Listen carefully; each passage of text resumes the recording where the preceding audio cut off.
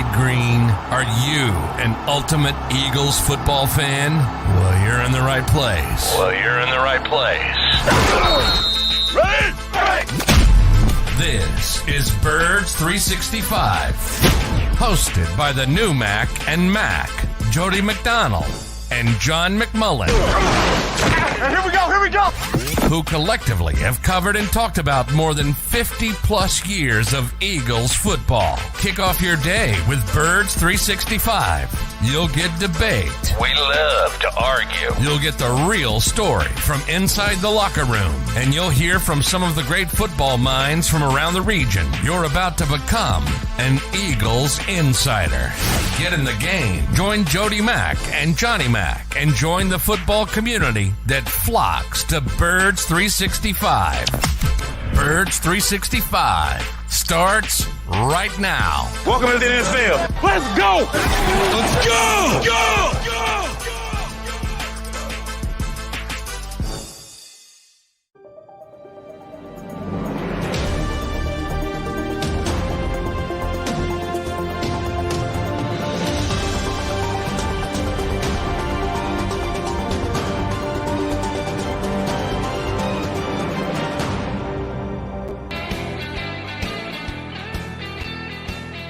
And a good football Friday morning, Birds fans. Appreciate you getting up early and streaming with us here on Birds 365.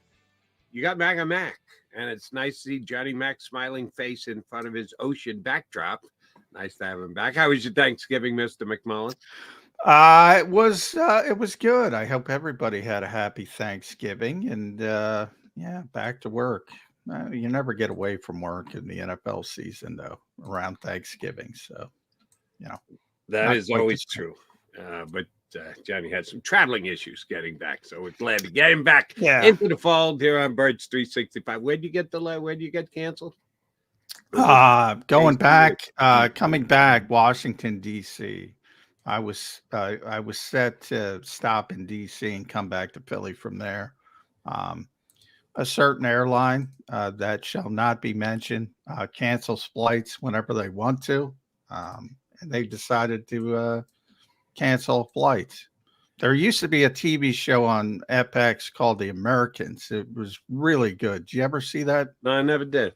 It's very close to the airline I'm talking about. Okay. Yeah, sorry, I'm not an Americans fan. Were you even? I'm just saying you can guess by the title of the show what airline I'm talking about. Understood. Did you even consider doing a get the hell out of here? I'm renting a car and going back to Philly thing, go right up 90. Well, I was in Kansas City. I couldn't get to DC. If I got to DC, you didn't get to DC. I thought you got to DC and they canceled it from there. No. Kansas City to DC, they canceled. Oh, okay. So, yeah. I wasn't about to rent a car and drive back from Kansas City. No, I thought you made it to DC. I thought you got to DC and you go, yeah, that's it. You're done. No. Oh, yeah. I definitely would have done that, but that was not an option. Okay. Well, we're good. We're very good to have you back. Appreciate the fact that you did the whole trying to travel through holidays thing. That just sucked. I'm sorry. I get in my car and I drive to my mother-in-law's house 1.1 miles away from my house. That's the way yours truly handles Thanksgiving. Had a good meal. Hopefully you did too. Hopefully all of you Birds fans out there in Birds 365 land had a good one as well. But it is time to get back to work. The NFL, like you correctly stated, John, never stops. They take a short break. They take a timeout, but they are in the midst of a season where the Philadelphia Eagles are 9-1. They are, in my opinion, the best team in the National Football League. Doesn't mean they're guaranteed a parade, but as we sit here today, Thanksgiving week, both the 9-1 record say they're the best team in football. The eye test for me says they're the best team in football, coming off their win against the Chiefs. We had a chance to talk about it a little bit. Johnny missed one show, so Bill Calaverlo and I got a chance to talk about it. What was your biggest takeaway from the Chiefs win? We might be going over ground we've already gone over, but I think it's worth repeating. There were a lot of things that you could look at that game and go, uh-oh, man, that's an issue. Man, that needs to be fixed. Man, I got to clean that up. There are a couple of things where you go, yeah, that's why they're the best team in the National Football League at 9-1. What was your biggest takeaway from the win over the Chiefs in KC? Perseverance. that's what this team does, man. They just need a small opening, and they always seem to take it. And I think, yeah, I mentioned it on the post game show, mentioned it with you the next day. Andy Reid punting the football. I believe it was 4th and 4 from the 39. That was it. That was the door they left ajar, and they just kicked it in, and it was not a good offensive game by any stretch of the imagination overall. But that to me is the brilliance of Jalen Hurts as a player. He didn't have his great stuff, to use my baseball analogies, but he's like that pitcher, doesn't need his great stuff. He grinds, and he finds a way to get through it. He's relentless, and that is so hard to deal with. Typically, when you don't have it as a quarterback in this league, you don't have it, and you have a bad game, and you're going to have a bad game, and that's kind of it. He might be having a bad game, then he's going to make a big play and win the game. He's amazing in that standpoint of not letting things and fester, not thinking about things that happen in the rearview mirror, just looking ahead, looking to the next play. And everybody talks about it. He does it. Other quarterbacks can't do it. They're just rattled. They saying, "Oh, this isn't our day." And I'm not literally, but figuratively, you can see it in the body language. He's pretty amazing when it comes to that. The Indianapolis game last year, I always go back to, Eagles were awful in that for 3 quarters, really 3.5 quarters. May have been their worst game of the year. Should have lost the game. They left the door open, just put it on his shoulders and went and won the game. I got that same feeling with this game. Certainly wasn't their best performance, but to beat a team like that on the road in that environment, in that weather, that means something. I brought this up on the show the other day. It was the day that you were traveling, so you were off. And I tried to walk my Eagle fan caller from WIP that night back off the ledge a little bit. They were predicting that the Eagles are going to have an issue at some point this year because of A.J. Brown, because we had another on-camera acknowledgement of A.J. Brown getting pretty heated with the quarterback of the Philadelphia Eagles. And I just thought it looked weird that A.J. still had his helmet on and was leaning into Jalen with his helmet on, and Jalen had his helmet off. And he was just standing there, and they were going jowl to jowl. My caller compared A.J. Brown to Terrell Owens. And I tried to say, just don't do that. That's just not accurate. Do AJ and Jalen from time to time have animated conversations on the sideline during games? Yeah, they do. But that's their relationship. That's them. They're boys. They're tight. And they can have that conversation and then just shake it off, and it's over and done with. They go back out onto the field, and it doesn't mean anything. But I don't know if the guy's a non-Eagle fan or whatever, just looking for issues or problems to have with the Eagles. There is no issue between A.J. Brown and Jalen Hurts, is there? No, that AJ and T.O. are not remotely close, not even in the same stratosphere. I mean, they're close. It's like everybody has somebody they're close to. You can say anything to them, anything. And that's pretty much Jalen Hurts and AJ Brown.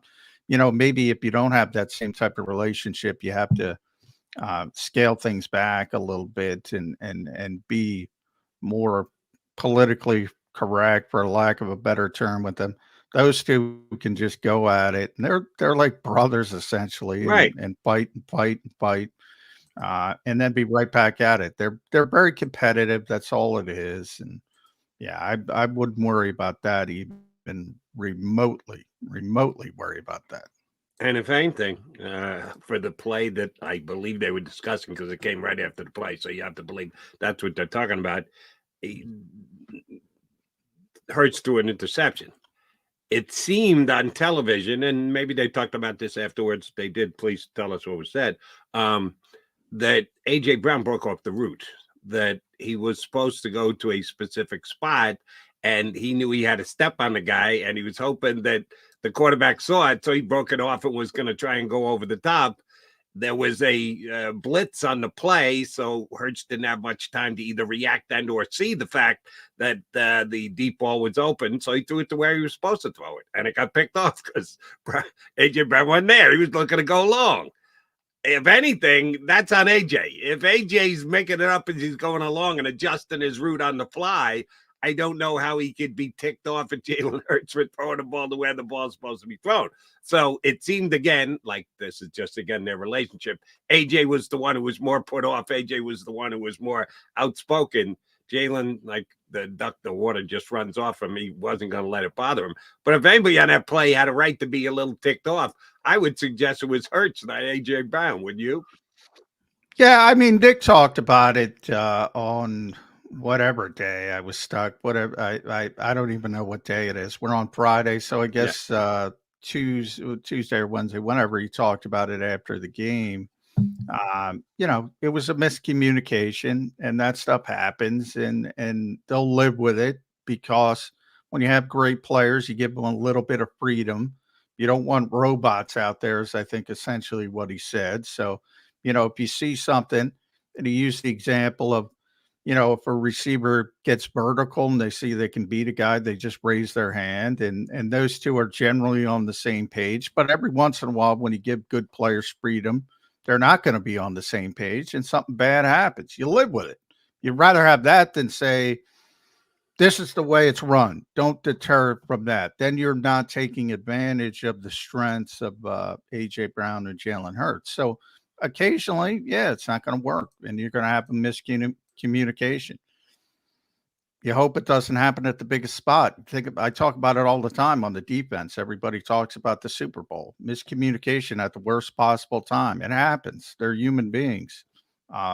I wouldn't get worked up unless it turns into a trend, and I don't think it's going to turn into a trend. But there's no doubt that there was a miscommunication on that point. I'm sure AJ thinks he had something, and Jalen didn't pick up on it, maybe vice versa even, since obviously Jalen threw the football where it was supposed to be. So, again, do you want robots? And then you're not taking advantage of the strength of the potential MVP and one of the best receivers in football.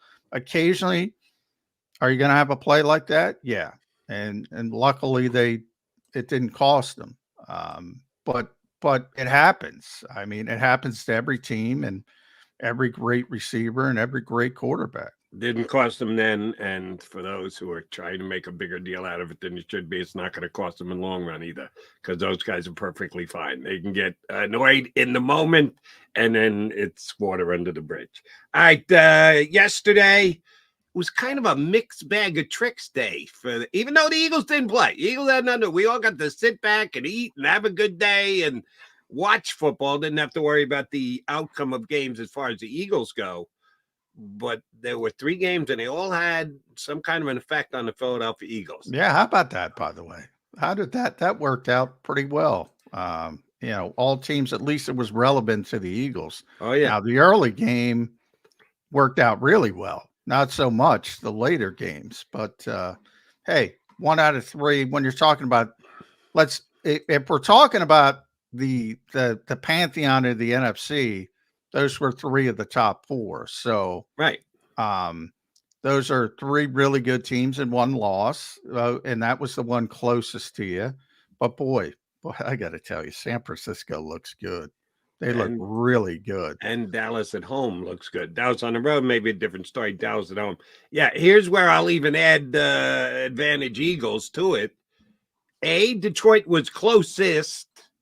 And B, you don't get a chance to play Detroit. You don't get to handle your own business with Detroit. Detroit could have run the table. We now know that's not happening because they got beat yesterday by the Packers, and that defense did come back down to earth. I've been very impressed with Detroit's defense. I knew it would be better because they were so god-awful last year, so there was only one direction to go, and that was up.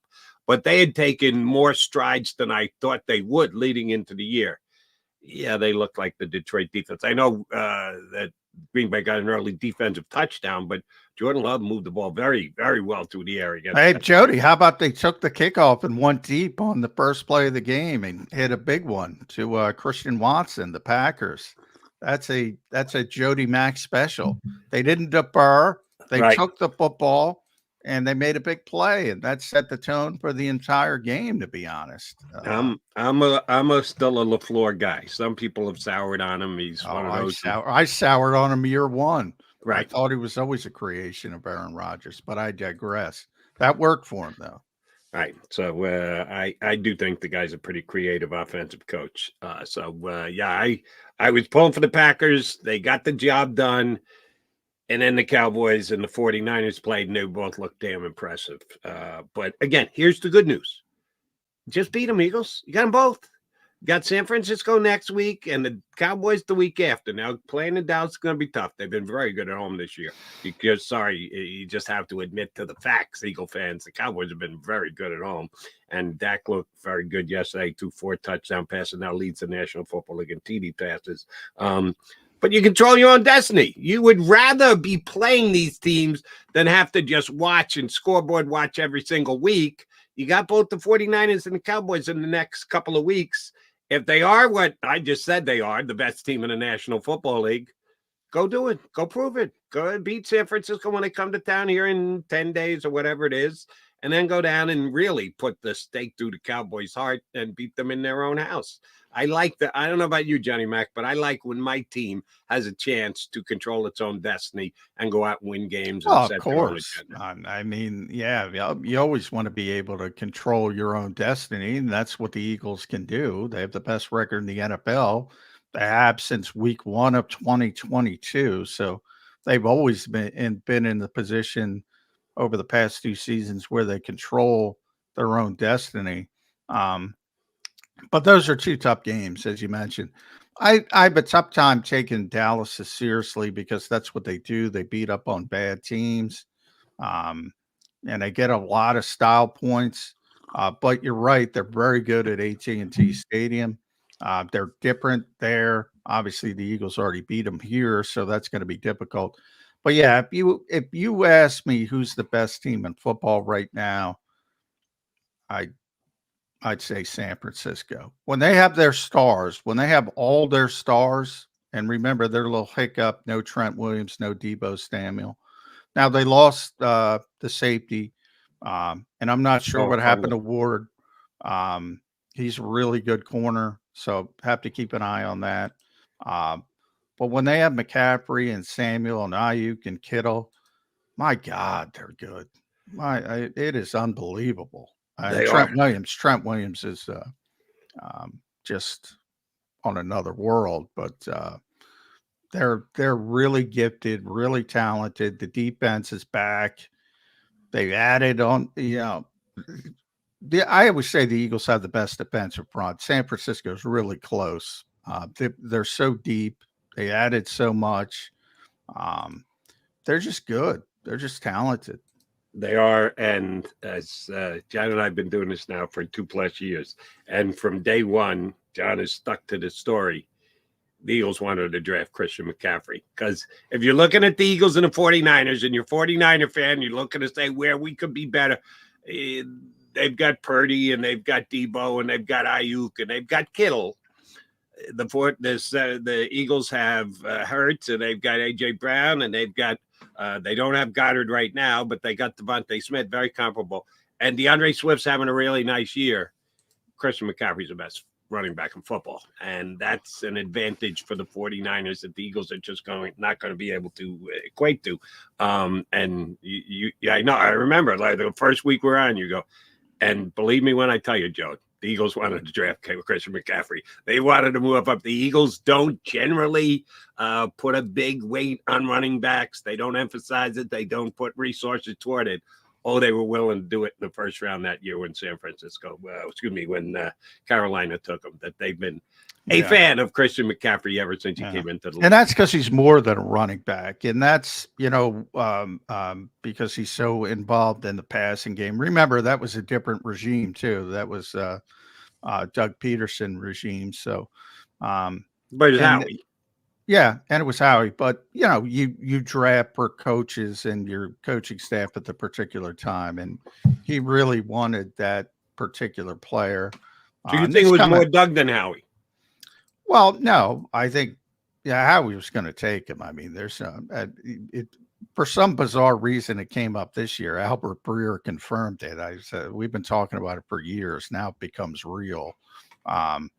No, he was going to take him, but he's on the. In other words, Howie goes about his process. He's not saying I'm going to take this guy, and the coaching staff doesn't want him. They work in concert. Obviously, Howie's ultimately responsible. But I was asked, like, would they do it now if the same player was coming out and Jalen Hurts was a quarterback? I'm not sure because I don't think it's as valuable as it was back then.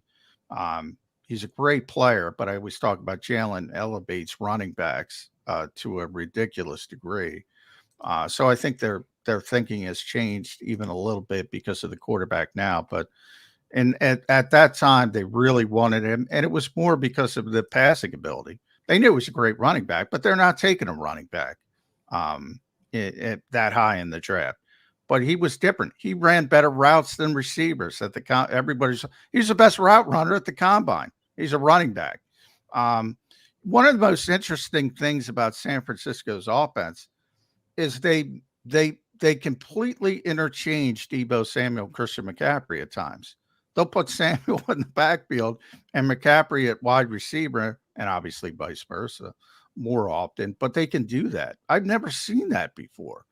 And it's just so difficult to deal with, as you kind of saw early in that game against Seattle, which is a pretty good team, pretty good defense. Obviously, Geno was banged up, so they weren't equipped to, probably shouldn't have been playing. They weren't equipped to deal with things offensively, but that defense pretty solid. They didn't know what to do, and it looks good right now, but it's just a snapshot. A lot of things can happen. A lot of football can be played. Eagles don't lose, 3 straight games over this 2 year, but they don't have those lulls. So you have to give the Eagles credit as well. But they look really good right now. On both sides of the ball last night, the 49ers look good. But hey, we got a game to get to before we get to the 49ers. That's next week. The Buffalo Bills come to town, unique squad, and we'll break down some of the things that make them unique.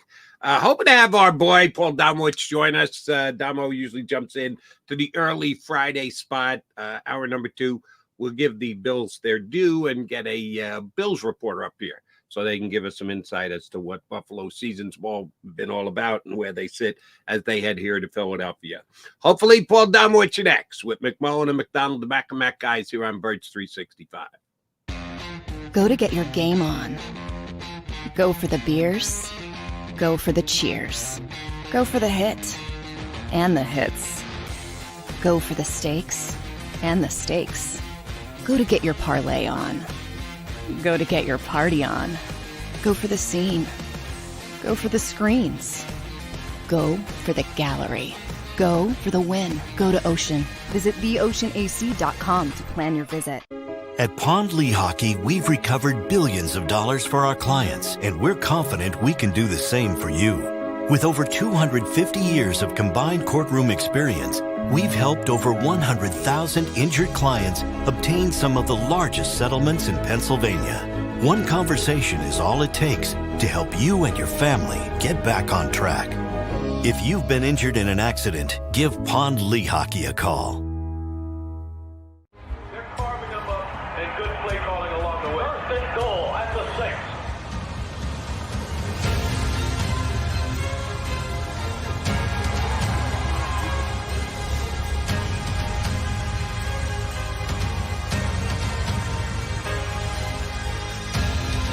On the field of life, First Trust Bank is there for you. Champions on 3. 1, 2, 3. Because Philadelphia dreams deserve a Philadelphia bank.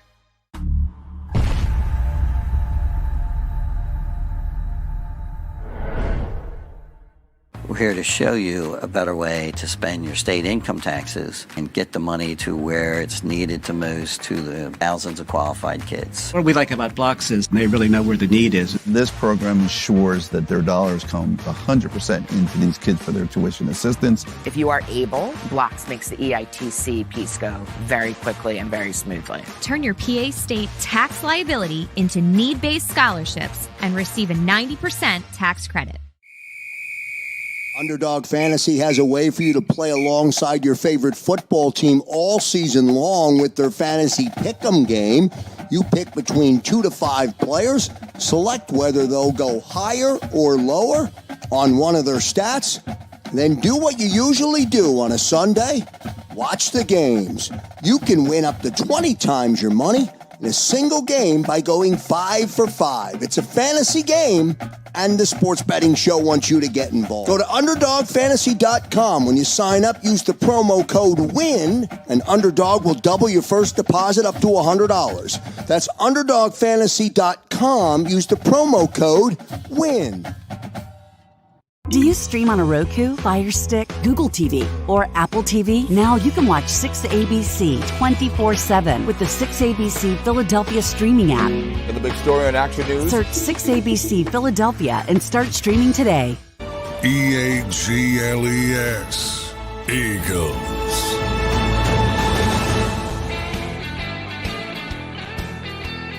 Apparently, the tryptophan from yesterday's turkey in the Domowitch household was stronger than in other places. We have not yet heard from our friend Paul Domowitch. I texted him yesterday just to make sure he was good to go, and he gave me the thumbs up, but we haven't heard from Damo yet. Post-Thanksgiving, you're right. Tryptophan, maybe overslept. Who knows? Hopefully we get Damo, though. And that was, it says that his stat package is up at JAKIBsports.com. So everybody should take a look at that. Does a tremendous job at that. Hopefully we'll get to talk to him about it. But some interesting nuggets, as there usually are when he puts those things together. It wasn't an issue for me yesterday because didn't have turkey. We had prime rib instead, which my wife does. About every 5th year, she goes, yeah, we're skipping turkey this year. We're gonna have beef. So all right, mixing it up. I like it. I'm a traditional turkey guy. I want turkey on Thanksgiving, but like I said, appreciate 4 out of 5 is good by me. If we did beef every year, I would go, wait a minute, this is Thanksgiving. You gotta have turkey on Thanksgiving. But my wife likes to deviate every once in a while. And hey, I did not off during the San Francisco game because of it.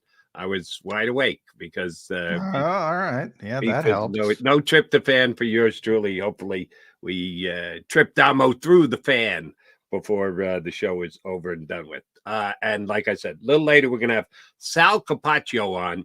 He is both a host and the sideline reporter, the Howard Eskin equivalent for the Bills radio network. Only I've had Sal on as a guest before, and I'll tell you he's not Howard Eskin, but that's okay. Sal will join us. Is that good or bad? Is that good or bad? We will let our streamers decide for themselves. Well, he's a Buffalo guy, so that's not going to go well for Sal. I get that here on Birds 365. But he's a good dude, and he's a good reporter, and he does know the Bills inside out. And they're an interesting team coming to town, Johnny Mac. They on defense, they're big playish. They get a lot of sacks. They cause a lot of turnovers, but they can get beat for big plays too. They're kind of like the little girl with the curl. When they're good, they're very good. When they're bad, watch out, look out below. So that will be an interesting matchup for the Eagles come Sunday when they take on the Buffalo Bills. All right, I see in our waiting window. He got through the tryptophan. He's there. He's there. There he is. Sorry about that, guys. My mind has been clouded by the tryptophan. That's what we were giving you a half pass because of it. Yes. Good to have you on, Damo. And that was a quick change throwing on the Andy Reid wear to be ready. I sleep with it on. So it's, just a quick change and pull it on tight and you look good. John and I talked about before we got you up, the 49ers and the Cowboys both looking very good. Lions going down, major plus. Now no one within 2 games of the Philadelphia Eagles as of right now, but the 2 afternoon and night games both also had Eagle implications with the Cowboys and the 49ers playing. Who are you more impressed by yesterday, Dallas or San Francisco? San Francisco. I mean, they just if I'm the Cowboys, well, if I'm the Eagles, nobody scares you, but I mean, they're the team that I really truly believe is their biggest threat to getting to the Super Bowl. They just are starting to look. You know, I thought after those 3 losses that maybe they were vulnerable, and but then they turned it around and they're healthy again, and they're clicking everywhere. Yeah. And that defense, wow! I mean, it's just going to be. That's going to be a heck of a matchup watching them against the Eagles offense in a couple of weeks. Yeah, I said the same thing, but I was more wowed. Not that the defense was bad, but I was more wowed by the offense. And Jody deserves credit. He's the Brock Purdy guy. But when they have, he's a very quick processor. So for Kyle's offense, he's a perfect fit. And when they have Deebo Samuel and Brandon Ayuk and Christian McCaffrey and George Kittle at the same time, it's like your head is swimming. It's like, Right. What do you do? Yeah. And Kyle's a great play caller, and Trent Williams. The one concern I have is, although the other 4 offensive linemen, that's maybe where the Eagles get them because they have the great defensive front. The 49ers offensive line is Trent Williams. Aaron Banks is pretty good. He's back. But say you have 2, and then it's 3 sort of just guys. So that might be the one part of the equation where the Eagles can take advantage of. But boy, those playmakers, and the fact that they could put McCaffrey and Deebo Samuel, they're like mirrored. They could put one in the backfield, one at receiver, vice versa. I don't know. Sean Desai, good luck with that, man. Good luck. Yeah. I mean, if this was last year, the way they played, running, jumping out to fast starts, making teams play catch up, it would have helped them a lot against San Francisco because it would, if you jump on them, it kind of restricts what they can do. I mean, the run doesn't scare you as much, the play action doesn't scare you as much. But that's not what the Eagles are doing this year. I mean, they've got a +6, I think, first half point differential compared to last year when it was +121 for the year. Yeah. So I mean, but that's what they got to do. That's what they got to do in a couple of weeks. They've got to jump on these guys. If they're playing from behind, forget it. I mean, it'll be over just like it was, yesterday in a quarter or 2. Yeah, what happened to the Eagles dominating the second quarter? That was like written in stone last year. The Eagles going to crush you. You better have a good first quarter opposition because the Eagles going to crush you in the second quarter. They crush everybody in the second quarter. Hasn't been exactly the same this year, but they are 9-1. Again, got to go back to the fact that Exactly. and remember they're pretty good too. I don't want to downplay the Eagles, but everything's about time and place, right? And who's playing the best when we hit the playoffs, that's going to factor into it. Injuries is going to factor into it, as it always does. Mm-hmm. But you took a snapshot today, Damo. Who's the best team in the NFC?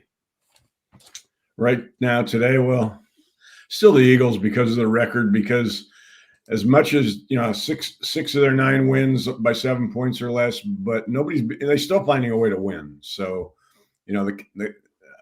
it's hard to put San Francisco number 1 when a team's lost 3 in a row at one point, even if it was injured. That said, right now, if you were asking me who's going to the Super Bowl, I would probably say San Francisco. Wow. I'll wait till after that game against these 2 teams before making that decision. So will I. But I mean, if you're asking me right now. Yeah, right now. And, there's some recency bias because we just saw them dominate Seattle. They're really impressive. They're really talented. I picked them to go to the Super Bowl last year. They're a really talented team. But I do like the Eagles coaching better. Yeah. I do. To me, there's a difference. I think Kyle Shanahan is the best play schemer in the NFL, but I don't think he's a great head coach. I think he makes a lot of game management mistakes. And that's one of the things I was most impressed about Nick Sirianni. He was screwing up some game management stuff, and he said, you know what? This job is too big to get bogged down in the play calling. And I think that's one of his biggest strengths. So that factors into it. I do want to talk about the coordinators with you, Damo, because we kind of saw it, and the Eagles offense struggled. There was this weird, like 9-1, as you mentioned. There's a lot of Brian Johnson angst I've sensed, and they both got questioned about it. Nick Sirianni, Jalen Hurts, when the Eagles got back from Kansas City. Why are so many people hand-wringing about Brian Johnson? You know what? You just look down through the years, guys. I mean, the fan base here, they just seem to have this thing about coordinators. You know, like that's where they go to when they're finding fault with this team. It seems to rest there. They never put the blame on players for things. It's always the play calling. It's always the coordinators. That's all I can figure, because I mean, both have done a really good job. I mean, I think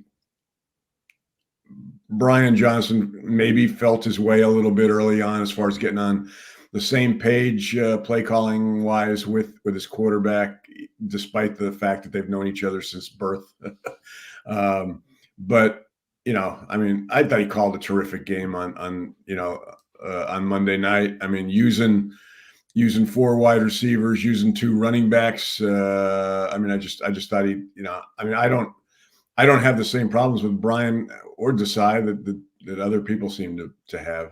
But let me ask you this, because I think they're both. If you got to go thumbs up, thumbs down, passing grade, replacing 2 very good coordinators, they both get a thumbs up from me. But if you pitted them one against another and say who has done the better job, the new OC and the new DC, how would you rank them? Well, but that's tough, Jody, from the fact that, you know, Desai's working with less talent. Right. He's the one that's had to figure out how to fill holes and move people around and make up for people that got hurt. Brian Johnson's had more talent, and probably they've underachieved. So I guess from that standpoint, you would say Desai has done a better job because of the underachieve factor with the offense. But yeah, so I mean, I do. I grade on a curve. I readily admit I'm grading on a curve. John Desai had heavier lifting to do. He had more guys to replace, turnover. Johnson was left a pretty full deck from what Shane Steichen had when he walked to Indianapolis. So grading on the curve, I think Desai definitely has been better. They're both fine. They're both passing grades for me. I'm not coming down on either one of them, but I think Desai has done the better job of the 2.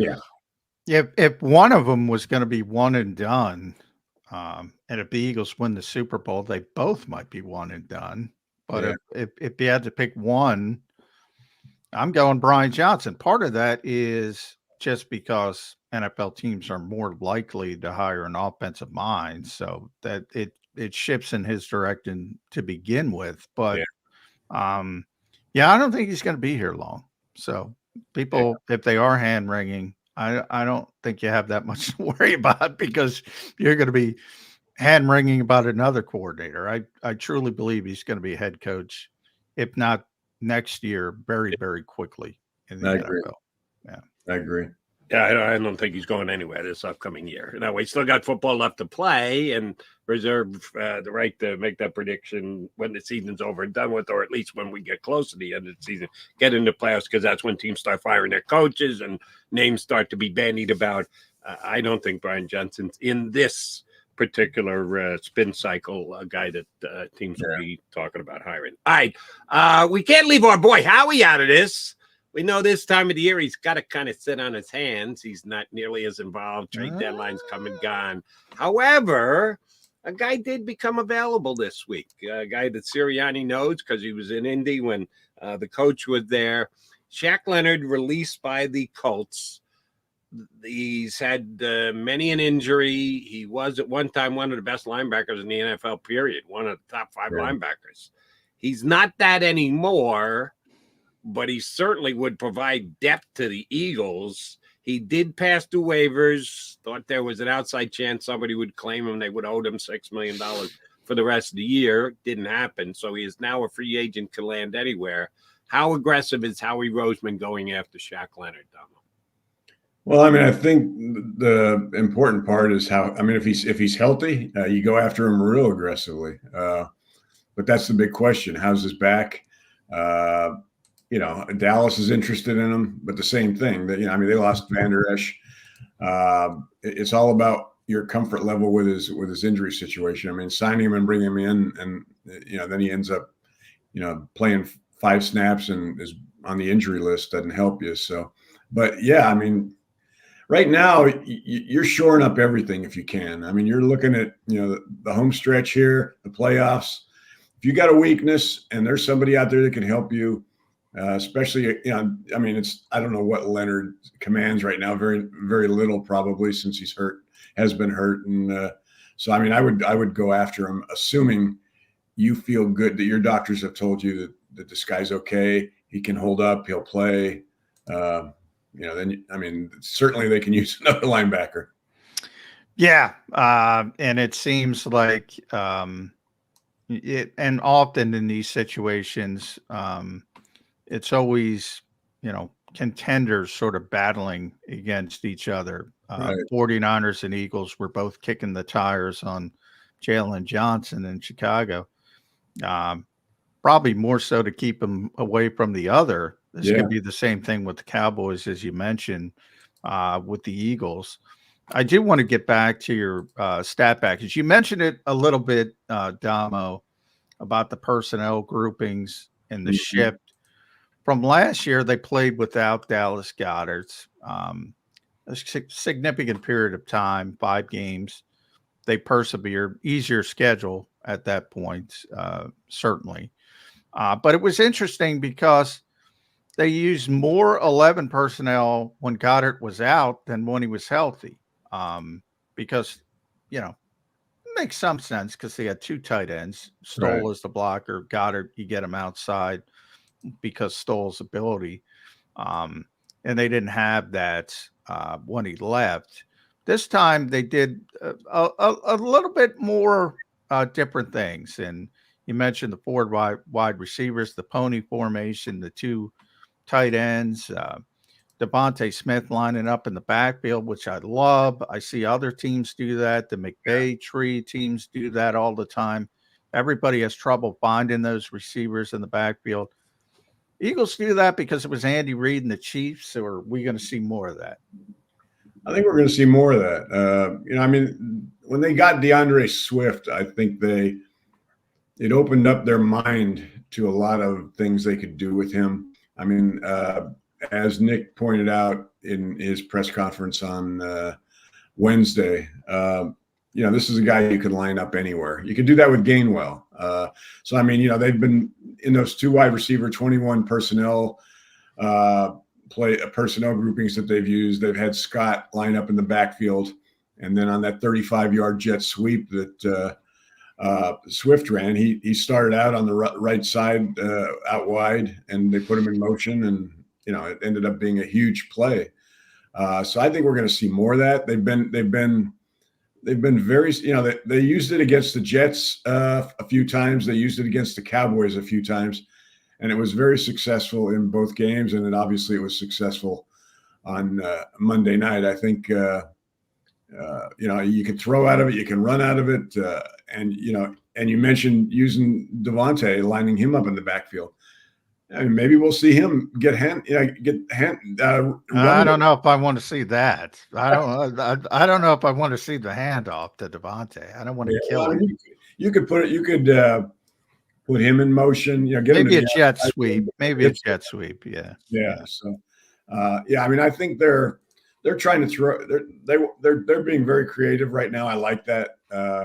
I think part of the 4 wide receiver thing on Monday night had to do with Calcaterra going down early on. I mean, maybe they wouldn't have used it as much, but they were very effective with it. I think I pointed out in the column that Jalen completed, I think, 7 of 8 passes out of that 10 personnel package. So, I like a team that just tries to keep confusing the the defense. I mean, what you see a lot of times, they get very clever in their 15-place scripted package early on. You know, they'll play like 6 different personnel groupings, and then after that, they go whatever it was they did. But after that, they go 16 bubble screens instead of personnel. Now that was interesting. I mean, I think they ran 5 screens in a matter of 2 possessions in the fourth quarter.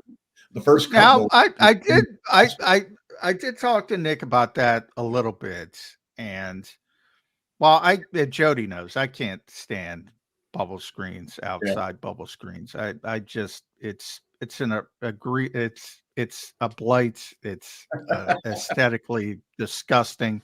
But they did set it up with they set it up, and then it went to the inside screen to Swift, which worked.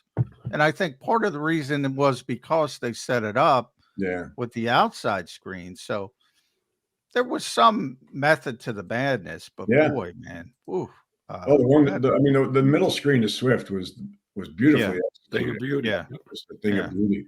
Yeah. All right, Damo, you also did point out that Jalen Hurts rushed 5 times for first downs in a game against Kansas City. That's a big part of that victory was Jalen's ability to make a play with his legs, including the 10-yard touchdown romp, the tush push. They're just stopping at it. They do it when they need it, and no one can stop it. But Jalen did make a couple plays with his legs. How much of an effect did that have, in your opinion, on DeAndre Swift having his best game in over a month?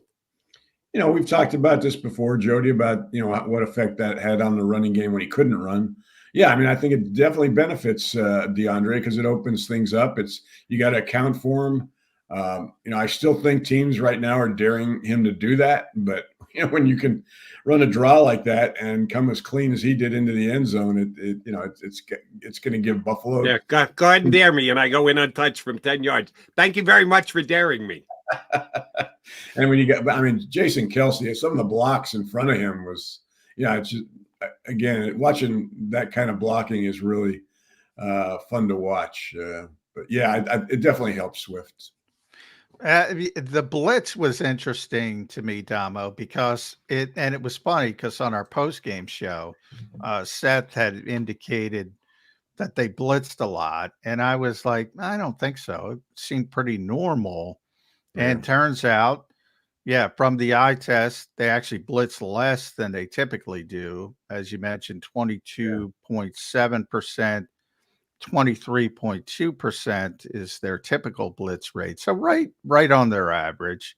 But what they did do when they did blitz, and I think it fooled some people, they usually brought more. But when the Eagles blitz, it's typically 5 men. That's it. Bang, nothing. There's no 0. There's no nothing. But they brought more against Patrick Mahomes. Successful or not? Well, yeah, it was. I mean, the 0 blitz they ran, it ended up with a 17-yard completion to Watson, I think it was. But I mean, it was executed great. I mean, Reed Blankenship was right. In the quarterback's face. It just was. I mean, it was a Mahomes a pass that only a few quarterbacks in the league can make. He stood there and threw a beautiful pass to the sideline But they did a good job on the 6-man blitzes. Mahomes' numbers weren't very good, and it got him.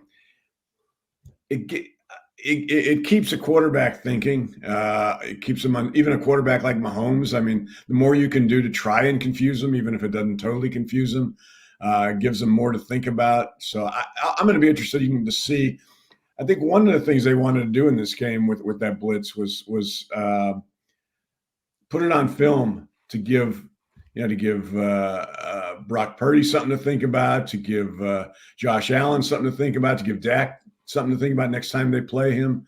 And I think we'll see more of it because I thought they were fairly successful with it on Monday night, rushing 6 and even 7. Damo, no, this is as a beat guy who's there every single day, you would certainly have the answer to this question. But since that's not your ballywick anymore, I'm going to ask you to speculate a little bit for me. We seen the last of Derek Barnett in an Eagle uniform? Probably. I mean, yeah, I would say yes. Yeah. I'm surprised it hasn't moved more quickly, to be Yeah. honest. But we'll see how that shakes out. He hasn't well, they practiced yesterday, but and then gave the guys off to go home for Thanksgiving afterwards, but still out for personal reasons. Yeah. It's interesting because boy, Hassan Reddick and Josh Sweat are playing a lot of snaps. A Yeah. lot of snaps. Nolan Smith hasn't been able to get more playing time, which Can I think Shaq is- Leonard play defensive end? Can you play him on the edge? Yeah. Pick him up, throw him into the defensive end rotation. It's a little bit of a disappointment at this stage that Nolan hasn't gotten more reps. Looks like Patrick Johnson isn't even in the equation any longer. Can they finish this thing with those guys playing that many reps? They seem that Josh Sweat's there making big plays at the end of the game. Hassan Reddick has closed games. Brandon Graham can still close games, as we know. Is that enough? Do they need that fourth guy? Yeah. You know, the interesting guy in my mind is BG Graham, because he hasn't played a whole lot of snaps. I think Monday night he played 25 snaps, which was about 32% of the snaps. But most of the season he's been around 25, 30. So I expected him to play a lot more this season. It's 2 years removed from the ACL. From the Achilles. He hasn't. He's been effective though when he's been in there, and I think he's the guy going forward that if you're going to have to, ease back on the number of snaps you've been given to your edge rushers, he'd be the guy that needs to play more. But another guy that's played a lot of snaps is Fletcher Cox. Yeah, I don't know. We've been saying that for years with Fletcher, but you know. Yeah. And now he plays less than he, did in his prime, obviously, because the Eagles are really deep at defensive tackle. Milton Williams, by the way, he might be having hope Milt's good to go on. Yeah, Monday. I don't know. I don't know if he is going to be good to go. That's kind of the point. He's been really good this season, and I think a lot of people haven't noticed just how good Milton Williams has been. So that could be an issue against the Bills. Yeah. You want your good players on the field. That's what Jim Schwartz used to talk about. Damo. Every year they talk about limiting Fletcher's snaps, and then you're at the end of the game. You got to win the game. You want your best players on the field, and I feel like it's the same way with the ends now. And hopefully the Eagles are able to persevere through it, but it's a little bit of concern for me that those guys are playing so many reps at this stage. Yeah, I'll be curious too to see if Desai starts mixing things up a little bit more, playing Milton Williams some outside. You can play Cox out there, but he's one of the guys that's playing a lot of snaps. So, there are ways to give Sweat and Reddick rest because you've got versatile tackles. You could do pretty much anything with Jalen Carter probably, or Jordan Davis. Maybe they're holding back a little bit and they're going to show some looks, against when they play San Francisco and Dallas that nobody's seen before. Putting those guys on the edge. Who knows? By the way, I forgot to mention, because you were there day one. How amazing is it that on Sunday at Lincoln Financial Field, Brandon Graham will become the longest tenured Eagle ever. His 189th game, nobody has played in more games as an Eagle than Brandon Graham. Amazing. He was labeled a bust. Yeah. Chip Kelly was going to cut him for Travis Long, and then Travis Long tore his ACL. And here he is, 189 games. It is unbelievable, that story, and how he turned it around. Right from the start, they draft him, and everybody wants to know why they didn't take Jason Pierre-Paul or the safety that Earl Thomas. Thomas. Yeah. You know, What's Earl doing these days? He working at a Target? Was he involved with? He's a greeter. He's a greeter at Walmart. That's what I thought. Yeah, well, I hopefully he had the holiday off yesterday. Last thing for me, Damo. Streamer alert. The guys are going to get mad because I'm going to say something that's questionable about the Eagles, and they always do when I say something that's questionable. I think this weekend against the Bills, the Eagles should have some fear of potential defensive dominant players who are former Eagles. Linval Joseph helping out in the middle of that defense. How he didn't go down the mercenary road for him again this year when he came in and helped them get to the Super Bowl last year. Tongue somewhat implanted in cheek on that one. But Rasul Douglas, who for weeks I was saying leading up to the trade deadline is somebody the Eagles should have interest in. They could use some help in the slot. Rasul has played 3 games for the Bills. 3. He's got 2 interceptions and 2 fumble recoveries. The entire Eagles secondary doesn't have much more than that, and they played 11 games. And Rasul has got his hands on the ball 4 different times in 3 games. And, yeah, I think he'll come in here and do a nice job for the Bills.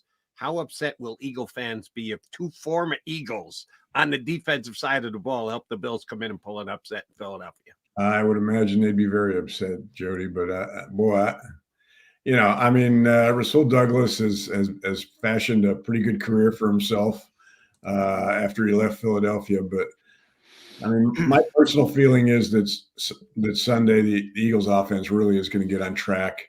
I mean, the Bills defense, with all the injuries they've suffered this year, is not in good shape. I think they can be exploited both on the ground and through the air. And I think this is the game the Eagles play a complete offensive game. Ooh. All right. But by the way, I always thought, and Jody's been on the Rasul kick, but I always thought if Rasul could have blasted and gotten into the Fangio scheme, I think that's a perfect fit for him. He's a pure zone corner. I think that would have been great for him, but couldn't do it, and it's worked out elsewhere. He's a good player in Green Bay, good player in Buffalo. Took him a while. He was in a bunch of spots. I was suggesting he would be a nice return fit. What kind of defense they playing these days, Johnny May? Yeah, unfortunately. The Fangio defense, which I think he'd be a great fit. Rasul is a perfect fit for. And the Eagles weren't. I do think he's a great fit, but and people are down on James Bradbury this year. I still think James Bradbury's a better fit, so I'm not too concerned about it. The funny thing about Rasul is he's playing a lot of press. And when he was here, I mean, you couldn't. When he was here, yeah. When get him to stand up, line up closer than 15 yards away from the guy. Well, he's his own. He's his own guy. He's got good ball skills. He's always had good ball skills. Always. Even when he was here, but it didn't work. All right, Dama. So I'm reading between the lines and hearing you're saying the Eagles are certainly putting up a 30 spot. 30 what against this beaten up, broken down Bills defense? I'm going to go 30-20. I'll tell you what, I'm going to go 34-20. I just, the Bills are 1-3 on the road this year. They're just so. I mean, Josh Allen is up and down. He's thrown 12 picks already. He's reckless. I just, boy, and which is why the Bills will probably come in here and light things up. But because I said it's going to be 34-20, but that's the way I'm looking at it. All right, Damo, a pleasure. Thanks for getting up and at least pulling the shirt on correctly. We thank you for that too. I apologize for being late. Not a problem, brother. We will talk to you next Friday. Thanks, Have a good week. Have a good weekend. Paul Domowitz, 33rdteam.com, and his stat pack on the JAKIBSports.com website is phenomenal. I got to check out the Buffalo injury report, Jody. I got to tell you, this Bills team remains talented. Obviously, they're not having the kind of year they want to have, but they have the 10th ranked defense of the NFL. The Eagles are 14 as a comparison. They have the 6th ranked offense. The Eagles are 9th. I mean, they are talented. It's just, I think Josh Allen is too reckless. But if they play their A game, they're still a dangerous team. But they, like the Dallas Cowboys, are good at beating up on teams they're supposed to beat up on. Well, their plus minus buries the Eagles. And they got 5 losses. And they're plus minus bearish, the Eagles. When they win, they roll it up on people. Like I said, kind of like the Cowboys, but the Eagles aren't the kind of team that you roll it up on. But I think their defense is a little underrated. They've had a couple of injuries, yes, but yesterday they only had one guy out in practice. Everyone else was either full practice or limited. And again, estimation, so you don't really know. But they actually are getting a little bit more healthy. Well, I think he's talking more of Matt Milano, who's the very good linebacker. Was a key miss, yes. Yeah, done for the season. I think they lost somebody else. Tre'Davious White, but they lost him like week 3. He's been out for a long period of time. Yeah. They are what they are since he went out, and he's going to be out for the season. So they've done a nice job replacing some of their injured players, like with an acquisition of Rasul Douglas, who was out there to be had, and they went and got him. Ed Oliver's a good player too. He's a very disruptive player. The Bills, I think the Bills are number 2 overall in the NFL in sacks. So yeah, they're going to get after Jalen Hurts, and this is coming off a game where Jalen was sacked 5 times against the Chiefs. All right, McDonald and McMullen, Mac and Mac, Birds 365, quick timeout. We'll come back in less than 15 minutes from now. Sal Capaccio, the sideline reporter for the Bills on their radio network. Howard Eskin of the Bills. I'm going to say that to Sal and see if he takes umbrage on it or if he smiles. Different type of person I was just mentioning. Sal Capaccio from the Bills radio network can join us coming up soon here on Birds 365. Go to get your game on. Go for the beers. Go for the cheers. Go for the hit and the hits. Go for the stakes and the stakes. Go to get your parlay on. Go to get your party on. Go for the scene. Go for the screens. Go for the gallery. Go for the win. Go to Ocean. Visit theoceanac.com to plan your visit. At Pond Lehocky, we've recovered billions of dollars for our clients, and we're confident we can do the same for you. With over 250 years of combined courtroom experience, we've helped over 100,000 injured clients obtain some of the largest settlements in Pennsylvania. One conversation is all it takes to help you and your family get back on track. If you've been injured in an accident, give Pond Lehocky a call.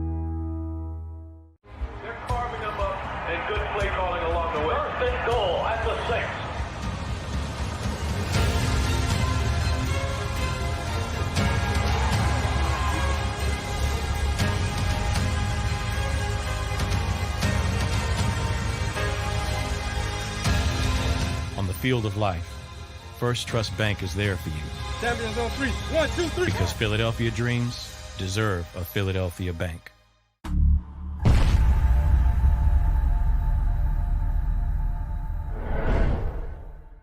We're here to show you a better way to spend your state income taxes and get the money to where it's needed to most to the thousands of qualified kids. What we like about Blocks is they really know where the need is. This program ensures that their dollars come 100% into these kids for their tuition assistance. If you are able, Blocks makes the EITC piece go very quickly and very smoothly. Turn your PA State tax liability into need-based scholarships and receive a 90% tax credit. Underdog Fantasy has a way for you to play alongside your favorite football team all season long with their fantasy pick'em game. You pick between 2 to 5 players, select whether they'll go higher or lower on one of their stats, then do what you usually do on a Sunday, watch the games. You can win up to 20 times your money in a single game by going 5 for 5. It's a fantasy game, and the Sports Betting Show wants you to get involved. Go to UnderdogFantasy.com. When you sign up, use the promo code WIN, and Underdog will double your first deposit up to $100. That's UnderdogFantasy.com. Use the promo code WIN. Do you stream on a Roku, Fire Stick, Google TV, or Apple TV? Now you can watch 6ABC 24/7 with the 6ABC Philadelphia streaming app. For the big story on Action News, search 6ABC Philadelphia and start streaming today. EAGLES, Eagles.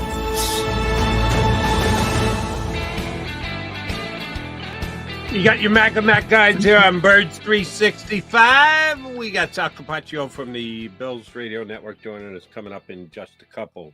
Johnny Mac, knowing the social media maven that you are, I'm just wondering if you could have possibly missed this. I doubt it highly because you don't miss much.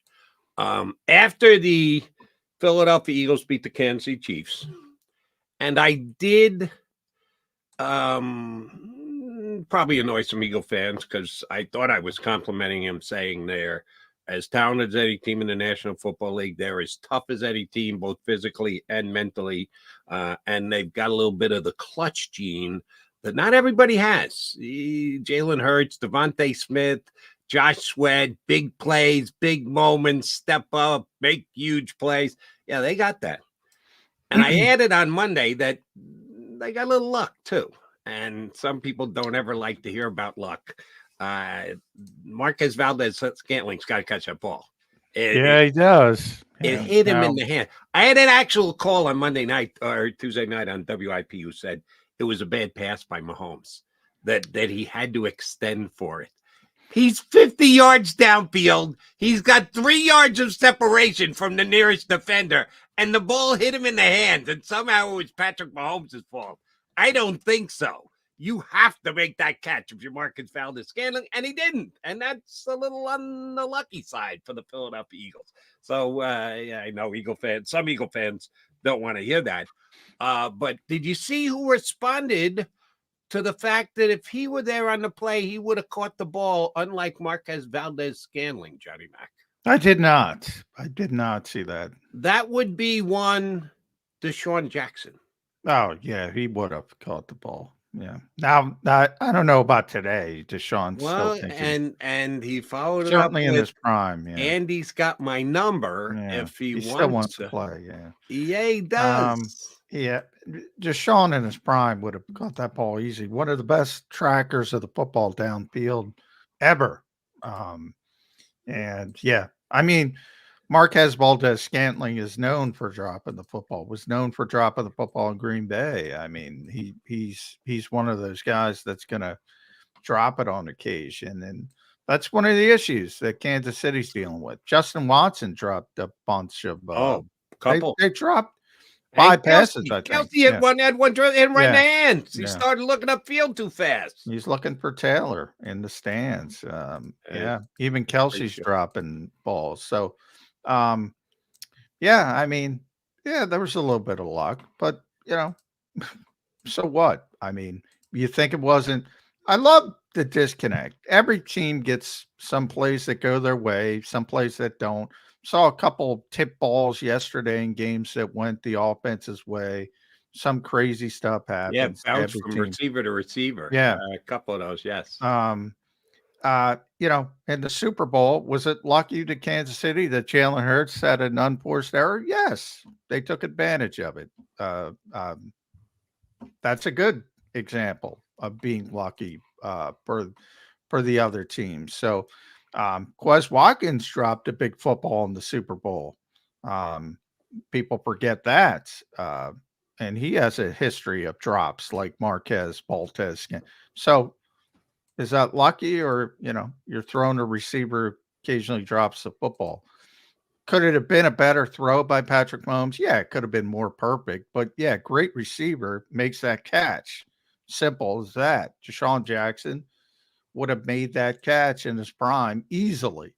On a scale of 1 to 10 for me on that throw, I give Mahomes 9.5. Was it perfect? No, it wasn't a 10, but it was 9.5.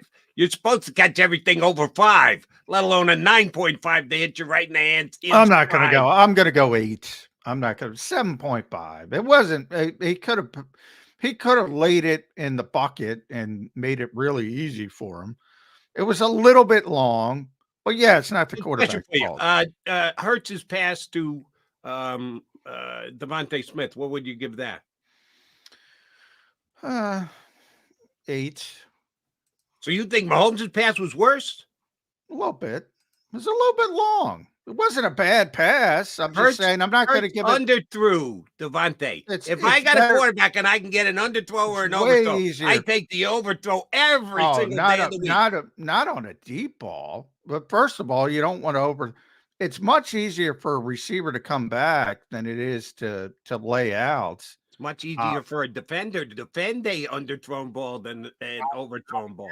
Not against, a good receiver. What's going to happen is, now I'm not talking about underthrown dramatically, where I'm talking about underthrown where a receiver can step back and either get the penalty, which is annoying for a defense because they're coming back and defender's not their fault, but that's the reality of the game, or they're going to catch the 50-50 ball. Yeah, always on a deep ball. You don't, but I'm just saying, I'm not putting it a 9.5. It was a good throw. The receiver should have made the catch. It wasn't on the quarterback, but if you're allowing, and by the way, MBS isn't a great receiver anyway, so I don't know if he's going to catch a 50-50 ball, but Devontae is. It was on the receiver. I'm just not going 9.5. You went 9.5 on me. It wasn't. It was a little bit long. It was a little bit long. It hit you in the hands in stride. You got to make the play. That's damn close to a 10. It's just a very botched play by Marquez Valdez-Scantling, as far as I'm concerned. You got to come down with that ball, and he didn't. Then that was again the 9.5 thing. 10% of blame for that play not being made. 9.5 on Marquez Valdez-Scantling. 0.5 on Patrick Mahomes. That's how I come up with the 9.5. It's interesting because those are two different categories. Blame, I'm putting 90% of the blame on the receiver. Was it the greatest throw Patrick Mahomes ever made? No. But blame to me is different than great. You got to make plays if you're a receiver in this league. And he had an opportunity to make a play. And when you get both hands on the football, you got to catch the football. He's John McMullen. I'm Jody McDonald. We are the Mac and Mac guys here on Birds 365. Oh, we don't have to go to break. We can bring Sal right up. Zander says no need to break. So no need to break here. Since we got Sal Capaccio joining us, then he's got to get up for his show on WGR in Buffalo, but he will be here in Philadelphia on Sunday to work the sidelines for the Bills Radio Network. Sal, Jody Mac, and Johnny Mac here. How you doing, bud? Mac and Mac, I love it. I mean, good to be with you guys. Thanks for having me on. Thanks for being here, Sal. It's an interesting. I was just talking about the Bills, so you got to explain this to me because we all know Buffalo's a very, very talented team. It hasn't gone the way that they would have liked to this point, but I just look at the pure numbers and I say, well, they got a top 10 defense, they got a top 10 offense. Why has that not translated into the typical Bills record we all expect? Well, let's start with the defense because, I think that they are a still very talented defense, but they're way, way depleted. One of the things that's happened here, guys, you go back to week 5, Bills are in London. They lose Matt Milano for the year. Week before that, they lose Tre'Davious White for the year. Same week 5, they lose Daquan Jones. They've literally lost maybe arguably their best player at all 3 levels for the season, and they've been out for a good 6-7 weeks. It's been tough to replace them. That said, the defense has played much better the last few weeks. I think it's taken some time on task to get some of these guys who are normally backups to kind of fill some roles. They've done a really nice job. In fact, against the Cincinnati Bengals, they did everything they could, held the Bengals to 3 points in the second half, hanging on for dear life. Against the Broncos, they were on short fields all the time. Same thing basically happened. So you look at some of the numbers on defense, it doesn't necessarily look great because of that stretch specifically, but I'm not trying to make excuses. I mean, no team in this league can withstand the kind of injuries I think the Bills have had on the defensive side and still maintain an elite level, but they are still a good defense. On the offensive side, I'm going to sound like an old school cliche football coach. I understand that, but I'm just going to tell you, they've turned the ball over. I mean, they move the ball and then they turn it over. They make critical mistakes, and it's not just on Josh Allen. First play of the game against the Broncos, fumble on Monday Night Football. They get into the red zone against Cincinnati Bengals. They're ready to maybe score, make it a 1-score game in the third quarter. Rookie Dalton Kincaid fumbles the football. They've turned the ball over. They literally have one of the best defenses in the league as far as metrics, analytics, yards, things like that. and then they make a critical mistake, and that's really what's hurt them. Josh Allen has been this type of quarterback his entire career. High highs, low lows. Turns the ball over, makes huge plays, both throwing it and running it. I thought that we'd see a maturation over time of Josh Allen, and the truth is, this year's Josh Allen is a lot. I cut him some rookie slack because I cut every rookie some slack. But year 2 Josh Allen is compared to this year's Josh Allen. If you're a Bills fan, you just got to accept it, ride with the high highs and deal with the low lows. Well, first of all, Jody, I'll say, and this isn't on you necessarily, everybody does this. Josh Allen actually has matured quite a bit on what he's been able to do. I think if you look at the numbers, the interceptions, yes, they're there. I would tell you at least half the interceptions are clearly not on Josh Allen this year. He hits Gabe Davis right in the hands against the Denver Broncos on Monday Night Football. It's tipped up in the air. It's an interception. That's not on Josh Allen. Now, a couple times I would say there were a couple times where, like in the London game, where he's like, hey, it's 3rd and 20. I'm just going to try and give my guy a play down the field. Those turned into interceptions. So I think when most people outside of Buffalo look at the numbers, oh my God, Josh Allen, turnover machine. The fact is, go through every interception. I would say Josh is maybe responsible for about 6 interceptions this year. How about the fumbles, Sal? I don't know how we give him a pass on those. No, not necessarily a pass. He's got to be better taking care of the ball, but I don't know what the fumble numbers exactly are. But let's remember, every single fumble that's an exchange basically goes on the quarterback. We always know that. But Yeah. Josh has also put the ball on the ground too much in his career, and I don't think this year's been as much. Remember, 2 weeks ago, James Cook fumbled the first play of the game. There was a bad exchange with James Cook. James Cook fumbled later in the game as well. He had 3 fumbles himself. There's been a few of those, but look at Josh's numbers. He's still up there. And actually, this is the best year he's having completion percentage wise. He's taking what the defense gives him. He's efficient. He's still in the top 5 in passing yardage. I think there's this natural reaction to he's Josh Allen. He's all over the place. Like you said, highs, lows, interceptions. I would implore people to actually watch the interceptions he's had this year. They're not really a lot of them on him. Now, there have been horrible decisions he's made. There's no doubt. First play against the New England Patriots, he made a bad throw, bad decision, gets picked. He had 3 interceptions opening night against the Jets. 2 of them he probably shouldn't have thrown, but he launched it down the field, and then one of them was a bad throw on him. I'm not absolving him of all of them. There's no doubt about it. I just think it's the thing we do with Josh Allen because he's Josh Allen, when the truth is he's actually had a really good year this year, and there have been times where him and the rest of the offense have made a critical mistake at a critical juncture. Sal, what's going on with Stephon Diggs? We all know how good he is as a receiver, one of the best route runners in this league. He left Minnesota for a reason. He's, a typical diva, I think would be a proper term. We've heard that throughout the NFL. Am I being unfair to Stephon Diggs? Yeah, I don't think there's anything this year that's gone on to give you that indication, except that he's just a kind of a guy that wears the emotions on his sleeve. And he's been a great player, great teammate. He's up near the top in the league and receiving, targets, catches, yards. He talks to us every week. He keeps telling people, I don't know why people say these things to me. I keep telling you how much I love being here and love Josh Allen. I'm not sure if there's anything specific that he's done this year that, gets you there.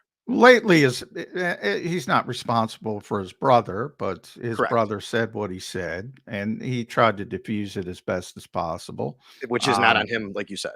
Yeah. When you talk about occasionally, if he doesn't get the football, you see the angst. That's not really what's happened, though. He does not do that when he doesn't get the football. He does it when they lose. And I'll give you a great example. They've had games where he was not. He was throwing the ball 4 times last week. I mean, he caught 4 passes. They won. They scored 32 points. He didn't say a thing.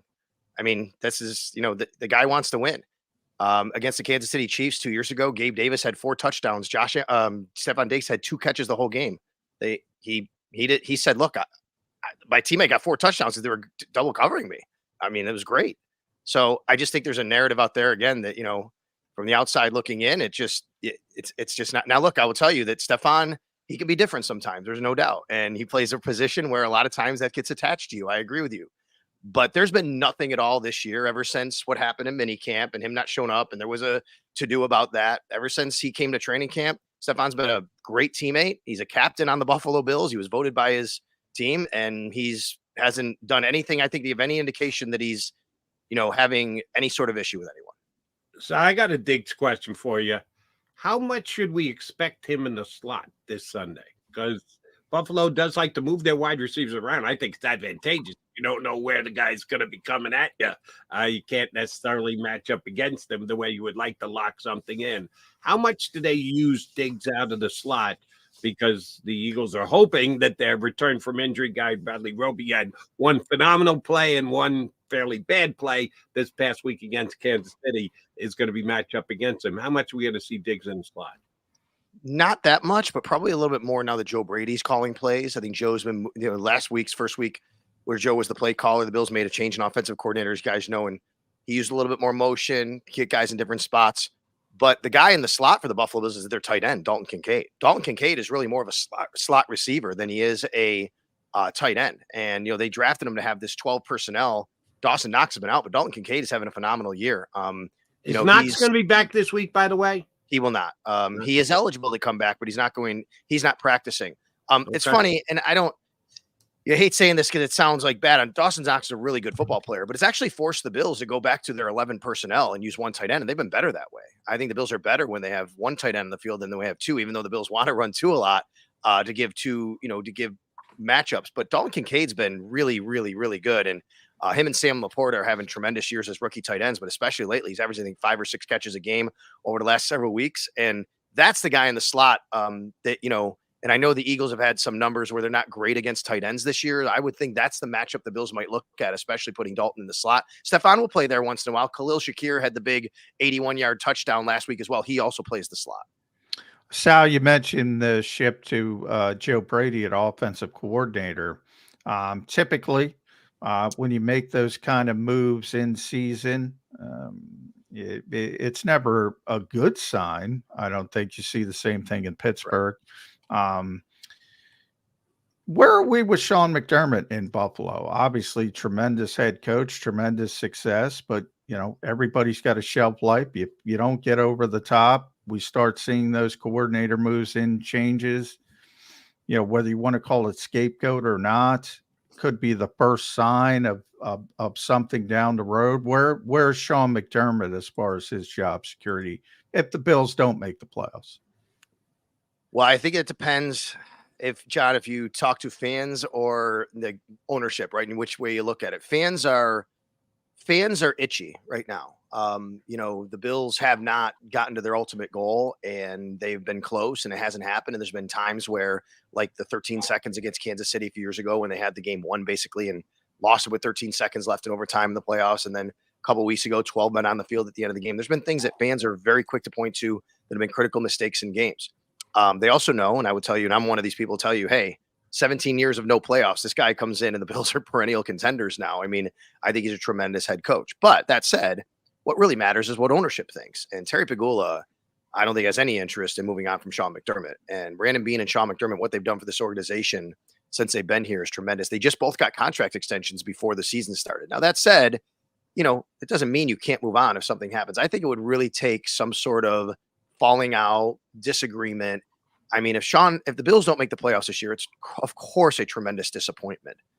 But I think there's been enough goodwill and tremendous seasons leading up to this that have built up, that have allowed for not necessarily a pass, put it that way, but for the Bills to say, look, I mean, we're not going to make any rash changes right now. As far as the offensive coordinator change, as we said earlier, the numbers are there. They're making crucial mistakes. And Sean talked a lot about culture and subculture and energy and confidence. And I just think they needed an infusion of that, with the offense as well. And Joe Brady's a lot different than Ken Dorsey, his personality. I think Sean felt that was, the way they needed to go. They have not, they've only scored 20.5 points a game before last week over the last 6 weeks. And that's not good enough for this offense. But as far as his job security, I don't personally think that Sean McDermott has anything to worry about his job security. And I don't think he's making changes to his staff because he's worried about his job security. He has 3 years left on his deal. He has a great relationship with ownership. He's done a great job for this organization. So I don't think that's why he makes a move like that. All right. Where is Vaughn Miller at? The Bills have a very good defensive end pass rushing rotation, maybe one of the best in the league. And Vaughn Miller is giving them next to nothing this year. He's had some injury issues, but where's he at right now? Well, he hasn't had an injury this year, but he is coming back from the ACL from last year. And, he didn't get on the field until week 5, I think it was, maybe week 6. But either way, he's not playing a whole complement of snaps. And to answer your question, Jody, he's not where he needs to be. You need to have more production from Von Miller. He's not even registered a tackle yet. Now, that said, he's come close to making an impactful play. He's been very close to kind of getting to where he needs to, I think, getting to the quarterback, but it hasn't happened yet. The Bills need to see that. They do have a very good defensive line rotation with Greg Rousseau, AJ Epinesa. Leonard Floyd's having a tremendous year, 9.5 sacks, but they need more production from Von Miller. I would tell you this. He's mentioned a few times how he has to wear the big knee brace for a whole year. That year is now, like Thanksgiving week. So I wonder if he sheds it this week, and I wonder if that's more of even a mental thing that he feels like he can play a little bit more at his speed without having that on, but they need more production from him. Sal, if I asked you, and besides the obvious, which we all know how talented Josh Allen is, so I'm going to take the quarterback off the table. But if I said, what's the biggest strength of the Bills, the biggest weakness, which way are you going on each of those categories? Are we talking the entire roster? Entire roster, yeah. The biggest strength is defensive line that we just talked about. Even without Von Miller in his production, the Bills are one of the top teams in the league at getting after the quarterback. They have a tremendous defensive line. They have great rotation. Ed Oliver's having, to me, an all-pro year. Love Ed Oliver. He's having the best year of his career. They did lose Daquan Jones, which is a huge loss. They signed Linval Joseph, who you guys know very well. Yes. Same thing happened last year when he went to Philly late in the year. He's come to Buffalo late in the year, and he's done a really good job.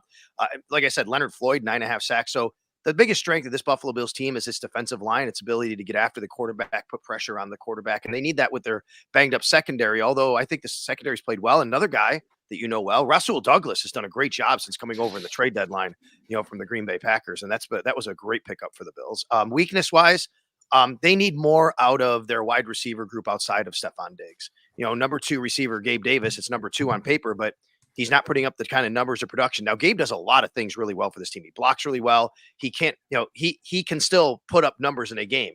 You've seen some games where 3 catches for 80-something yards and a touchdown. Those things happen.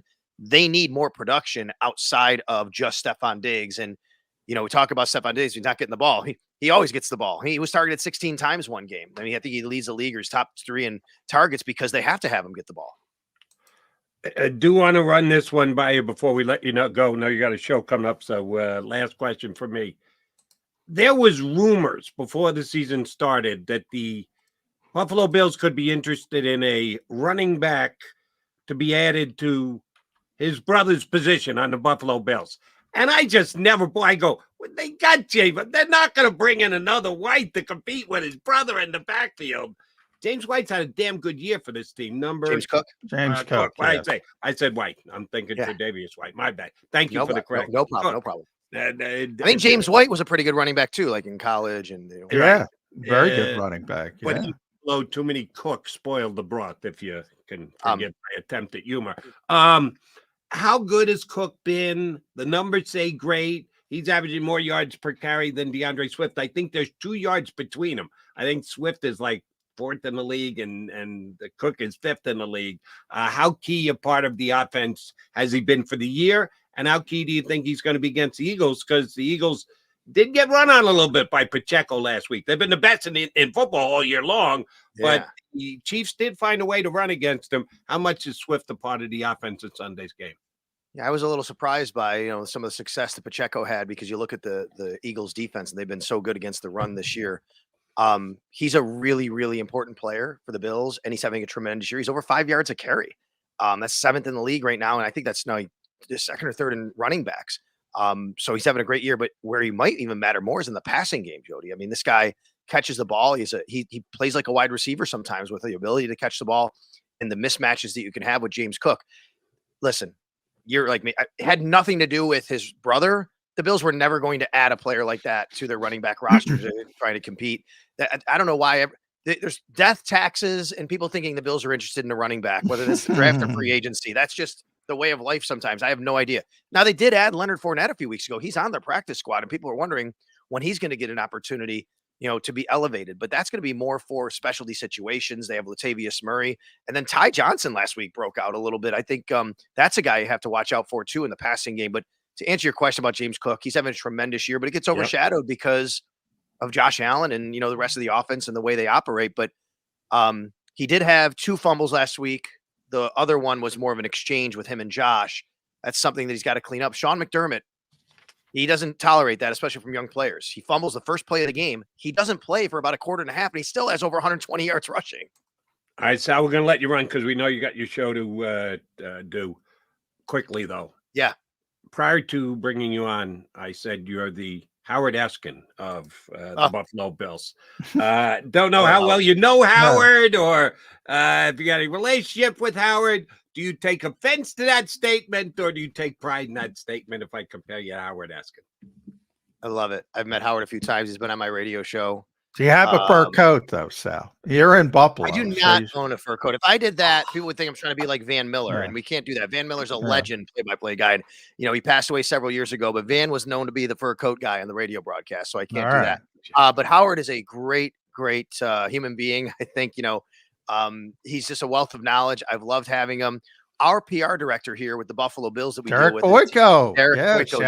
Derek was in Philly for many years. And I know Derek has a great relationship with Howard, and he speaks so highly of him. Yeah, he's the one that I'm joking, Howard. No, it's all good. It's all good. I love Howard. He does a great job, and we've shared some great stories from the sidelines.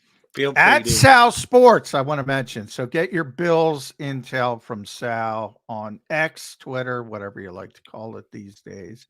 And thanks, Sal. Thanks for stopping by. Dropping knowledge on a very good football team that I think people don't realize they're still really, really talented, which I mentioned earlier. They are. But so are the Philadelphia Eagles. By the way, quick shout out. So, big tie in here. Nick Sirianni from Buffalo, from Jamestown. His family, I'm friends with the family, Jay Sirianni, and their brother, their dad, legendary football people here in Western New York. So it's just nice to see from our vantage point here in Buffalo. We root for local people, and nice to see Nick and his success, and it's great. His brother Jay is a great friend of mine, so it's really cool. But this week, screw not this week. He's out this week, but we'll root for you afterwards, Coach. Sal, great stuff. Appreciate you coming on board. Thank you very much. Have a good show today. Enjoy yourself down on the field on Sunday. All right, you got it, guys. Thank you very much. Happy belated Thanksgiving. Same to you. Sal Capaccio, sideline reporter and host for WGR, the Bills radio network up there in northern Western New York. Yeah, Sirianni. They love Sirianni. Not surprised I love Sirianni. He's a Western New York kind of guy. Not this week. He's not. He's a Eastern Pennsylvania guy. No, he's a Philly guy now. Nick's a Philly guy now. Yeah, Philly guy that likes. He likes to make reference to his former life in New York. Oh yeah, he always talks about his brothers in Jamestown. Yeah, big part of his story. All right, let's take a quickie timeout. We still got plenty to do here on Birds 365. We thank Sal Capaccio for hopping on with us, giving us a little Bills perspective. Johnny Mack and I will come back and talk some Bills Eagles next here on Birds 365. Go to get your game on.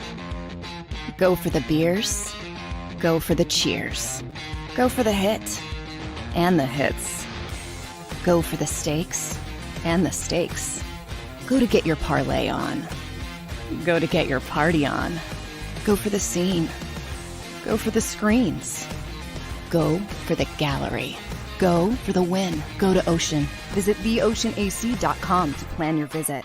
At Pond Lehocky, we've recovered billions of dollars for our clients, and we're confident we can do the same for you. With over 250 years of combined courtroom experience, we've helped over 100,000 injured clients obtain some of the largest settlements in Pennsylvania. One conversation is all it takes to help you and your family get back on track. If you've been injured in an accident, give Pond Lehocky a call. They're carving them up and good play calling along the way. First and goal at the 6.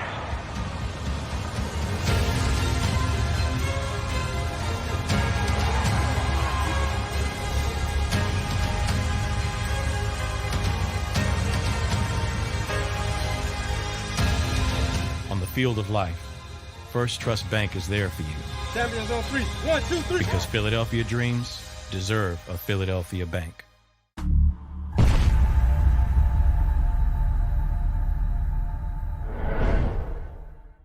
We're here to show you a better way to spend your state income taxes and get the money to where it's needed to most to the thousands of qualified kids. What we like about Blocks is they really know where the need is. This program ensures that their dollars come 100% into these kids for their tuition assistance. If you are able, Blocks makes the EITC piece go very quickly and very smoothly. Turn your PA state tax liability into need-based scholarships and receive a 90% tax credit. Underdog Fantasy has a way for you to play alongside your favorite football team all season long with their fantasy pick'em game. You pick between 2 to 5 players, select whether they'll go higher or lower on one of their stats, then do what you usually do on a Sunday, watch the games. You can win up to 20 times your money in a single game by going 5 for 5. It's a fantasy game, and the Sports Betting Show wants you to get involved. Go to UnderdogFantasy.com. When you sign up, use the promo code WIN, and Underdog will double your first deposit up to $100. That's UnderdogFantasy.com. Use the promo code WIN. Do you stream on a Roku, Fire Stick, Google TV, or Apple TV? Now you can watch 6ABC 24/7 with the 6ABC Philadelphia streaming app. For the big story on Action News, search 6ABC Philadelphia and start streaming today. EAGLES, Eagles.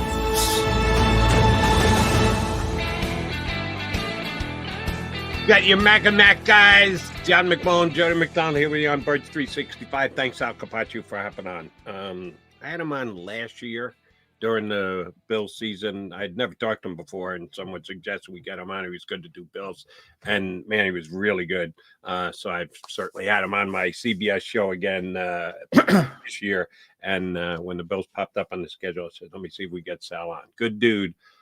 But I will say this. I'm going to ruin my relationship with Sal here.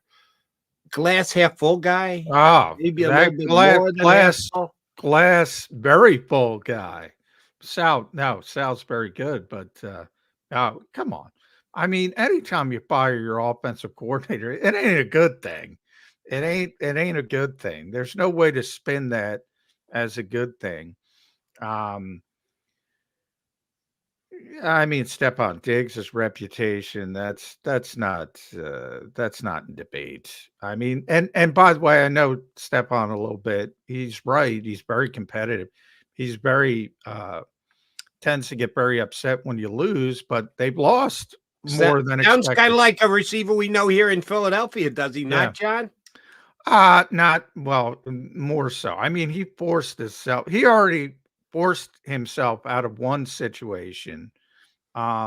If the Bills don't make the playoffs this season, I guarantee he tries to force himself out of another situation.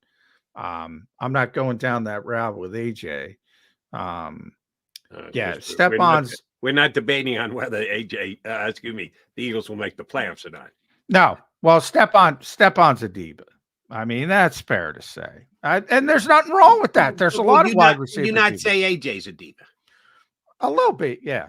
A little bit. Most star wide receivers are. You're hitting on about a 90% number. If you're talking about superstar wide receivers, of which there's a AJ difference. Brown and there are levels that all receivers want the football, for instance. There are levels. Are you going to try to force yourself out of situations? But would you call Devontae Smith a diva? No. So there are. You're trying to put in levels. I'm trying to draw a line. You are or you aren't. For me, AJ Brown is. Stephon Diggs is. Devontae Smith isn't. There are some that are and some that aren't. And I would put Diggs and AJ Brown in the yes, they are. But you deal with it because you want a superstar wide receiver. And as far if there were only like a couple of them in the whole league, I go, ooh, and you got to deal with that. No, there's a ton of them in the league. There's a handful, more than a handful of them in the league that are diva wide receivers. No, I agree. But Stephon will try to force himself out of a situation. And there are certain guys that won't, certain guys that will.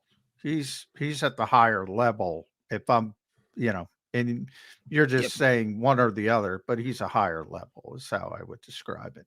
And right, there's how far you'll take it, and then there's what's done behind closed doors. do you not believe that the Titans were willing to trade A.J. Brown because he had already let them know that if you're not talking about making me one of the highest paid wide receivers, Well, no, his was all contract, and there's no. I never begrudge a player for wanting their money. It's more than that with Stephon. That Tennessee didn't want to pay A.J. Brown. That's what it comes down to. And they made a mistake, and the GM lost his job because of it, to be honest. They didn't want to pay him. Yeah, so it was completely about money, and ultimately it'll be completely about money here when it's time to be about money. But he got his deal, and when it's time to get another deal, I assume AJ will have the same approach. But I mean, again, we've already seen Stephon have tremendous success in Minnesota, become one of the top receivers in football, and force himself out because, and remember, you're talking about a high volume throwing offense that I would always talk about with Kirk Cousins. So he was getting the football a lot, but they also had Adam Thielen at the time, who was also really good, getting the football more, and he didn't like it. And he forced himself out. Now we're in Buffalo, and when times are good, he's good. And when times are not good, he's not good. I think that's fair to say, is all I'm saying. And then with the McDermott part is, I mean, and Sal brought up the 13 seconds. Look, I'm never getting over that if I'm a Buffalo fan. That is some of the worst game management I've ever seen. To lose that game. So to broach the subject that maybe the end of the shelf life, everybody's got a shelf life. Andy Reid's got a shelf life. We're seeing the end of Bill Belichick. Bill Belichick's got a shelf life. So yeah, Sean McDermott's got a shelf life. And when you're firing offensive coordinators in season, that's an indication to me that he knows he's got a shelf life and he's got to turn things around. But I'm on the outside. Sal's on the inside. Right. And sometimes you get a better look from the inside, and sometimes you get a clouded look from the inside. How can he not at least be on a hot seat? I'm not talking about burning. I'm not talking about eminent. But when you're 6-5 with the talent that they have and the previous, successes during the regular season, but then the inability to get to a Super Bowl, you just look at the big body of work and where they are today. I'm sorry, I can't look at that and go, well, but the owner really likes him as a person, so he doesn't have to worry about his job. Yeah, he does. If he you should, I used to have the same mentality because he's right. Sal's right about, 17 years without the playoffs, whatever it was in Buffalo. And Sean's been a very good head coach. Easily, you can say that. And he's turned that entire franchise around. I used to say the same thing about Marvin Lewis with Cincinnati. He made the playoffs. They didn't make the playoffs forever. And then he made the playoffs for 6 straight years, but couldn't win a damn playoff game. Eventually, it ends. Was he much better than previous? Oh, yeah, hell yeah. But the expectation level changes quickly. And Buffalo has this huge expectation level. Yeah, I'm not. And look, anytime you fire a coordinator, it's not good. It's not good. I don't think we need to look past our own city limits. Andy Reid had a shelf life. Andy Reid took the Philadelphia Eagles to heights they had never seen before. He didn't finish the deal. He didn't throw the final punch, but going to a championship game 4 years in a row, going to a Super Bowl, no Eagle coach had ever done that before, and I think he needed to be acknowledged for that and given credit for it. Most did, some didn't. Then he won one with Kansas City, which ticks people off, but he didn't beat the Eagles this past week. And he got fired, and he deserved to get fired. It was time to move on when the Eagles moved on from Andy Reid because, to use your word, every coach has a shelf life. And I think McDermott's shelf life is starting to tick. I'm not saying it's going to go boom. We got to let the season play itself out. They're not firing him in season. But to think that just because he signed a contract extension, they pay off coaches all the time in the NFL. This isn't a under the cap can have an adverse effect on the team. No, it's the owner losing money. Oh my God, NFL owners lose money. How can they put up with it? They only make billions every single year. So yeah, I think Terry Pagula will get past the fact that he's got to pay off McDermott's contract if they go there. But I think it's going to be a competitive game coming in here on Sunday, Johnny Mac. Damo came on and said the Eagles are definitely in the 30s, that the offense is going to kick in this week, that this will be a big offensive week for them after they had a good second half offensively against the Chiefs. Not a whole of a lot in the first half. Bills, a good defensive team in putting pressure on the quarterback, and Jalen was sacked 5 times. Is that not a legit concern coming into this week, that the Buffalo defensive line is going to get after the Eagle quarterback?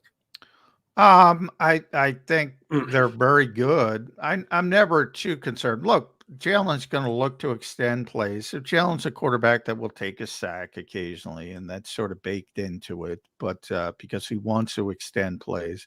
But yeah, I mean, you look at their pressure numbers. Ed Oliver, we both talked about, Sal and I, great player, 39 pressures from the interior. They have Floyd, 29. Greg Rousseau's got 31. AJ Epenesa's got 27.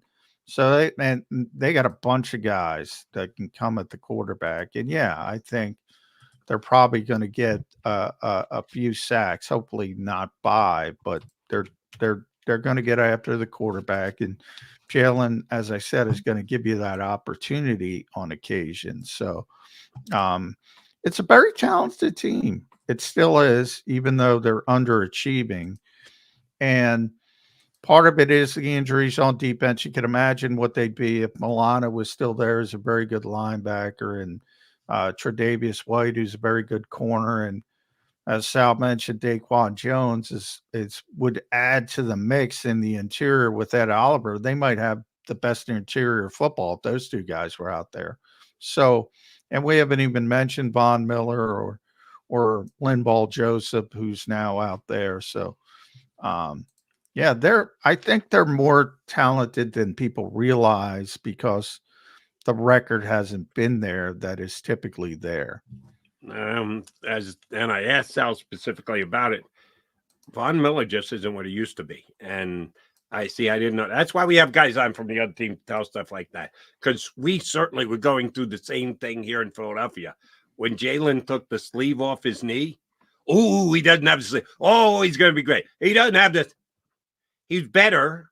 He didn't look like the Jalen Hurts of last year to me running the football. He went in untouched from 10 yards out. But again, he's still going the slides. He's still protecting himself, which I'm not saying is a bad thing. I'm just saying the Eagle offense isn't the same that it was last year. But we did make a big deal about whether Jalen was or wasn't wearing a brace, whether he was or wasn't wearing a sleeve.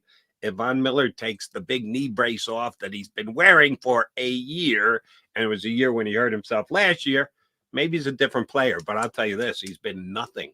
He has not been a contributor for the Buffalo Bills this year. He's a big name, Super Bowl MVP, but he has not been a major. Well, the same thing happens with players. Everybody's got a shelf life. And, Von is 35, I'm going to guess. I'm trying to look it up really quick. 34. So, I mean, yeah. I always show, with big names, especially when it comes to the big name trap. We're talking about it now with Shaq Leonard. He was a great player. Not a great player now. Yeah. He was a great player. Same thing with Von Miller. He was one of the best pass rushers ever, but he's not that player anymore. It happens to everybody. And they're not in a stasis because they were once a great player. And the same thing with Shaq Leonard. And that's the key for the Eagles. They got to figure out how much he's got left, if he's got anything left, because the guy who was playing in Indianapolis this year was not the guy who was once one of the best linebackers in football when Nick Sirianni was there, ironically. So, time moves quickly in this league, to say the least. All right, Chatty Mac. Last week, I got to give you props of everybody who made picks. You did. Carulo made a pick. Damo made a pick. We got a bunch of people on the record to pick the game ahead of time. You came closer than anybody else. At least I thought it was going to be a higher scoring game than it turned out to be on Monday night. So I was wrong on the under, over, and the winner. So you don't want to hear what I have to say. I'm going to tell you anyway. But if we're just doing by last week's results, Johnny Mac was the most accurate. I was probably the most inaccurate. How do you think this game plays out on Sunday? I think it is going to be high scoring. I agree with Damo on that. Josh Allen's just difficult to deal with. He's going to make some big plays. Hopefully, you can get some turnovers that kind of mitigate it. He's reckless at times. I think that's fair to say. I think that's another thing that Sal kind of glossed over a little bit too easily. But extremely talented. I can't say enough about him from a arm perspective, from a athleticism perspective. So they're going to score some points. The Eagles are going to score some points. Tough to pick against the Eagles. I think I was just looking at it. Jalen Hurts is 13 straight games he's won as a starting quarterback versus teams with winning records, obviously not including the playoffs. Longest streak in the NFL since 1950, Jody. 1950. I see no reason it doesn't continue at home, but I think it's going to be 33-27-ish Eagles. All right. I'm going to give hold on, I got to write this down. Damo said 30-20. Johnny Mac says, what's your final score? 33-27. 33-27. All right. I'm going to go with an odd type score. I think there'll be some attempted 2-point conversions here because in the second half, get yourself up by an extra possession. If you can make the 2-point conversion, get it closer. If you get the 2-point conversion and the like, I'm going Philadelphia Eagles 29, Buffalo Bills 25. All right, so we're all pretty high scoring. Never get 25, but they'll try and get to. Well, no, if I'm doing the math right, make it 24. 29-24, but the 24 will be because they didn't convert on a 2-point conversion. They're going to try and cut it to 3 late. Bills score last, can cut it to 3 if they get the 2-point conversion. So then a field goal could actually get the game tied and head into overtime. They do not. Both teams have trouble converting. Even though they got great quarterbacks who can make plays with their legs, they'll both be thwarted on attempted 2-point conversions in the second half. So I go 29-25 Eagles. Johnny Mac goes 33-27 Eagles. Paul Domwich goes 30-20 Philadelphia Eagles. So across the board, we got the Eagles winning. Johnny Mac, you got trip over to South Philly today? Yeah. Got a jet over there as soon as I'm done here. So weird week, Thanksgiving week around the NFL, but back to normal. Goes the clock off on everybody. Coordinators today or just Sirianni? Sirianni and Brian Johnson. Sean Desai talked earlier in the week, so they kind of split it up because of the weird week. Well, tell the coach, will someone ask him about upstate New York? Or is it just you got to stay focused? You got to listen to the coach and stay focused on the team, or is somebody actually going to go, yeah, you were a Bills fan growing up, right, coach? And you deny it, of course, but will someone ask the question? Maybe. Probably a TV question. You know what might stem it? He got the questions in Kansas City because he started his career. He met his wife there. So, back to back. I don't know. Somebody might ask, but who cares? He's going to say the same thing. If it motivates you, use it. If it doesn't, block it out. Here's the real question, because we give the Eagle fan base a ton of credit as they've earned for being one of the best traveling groups in the entire National Football League.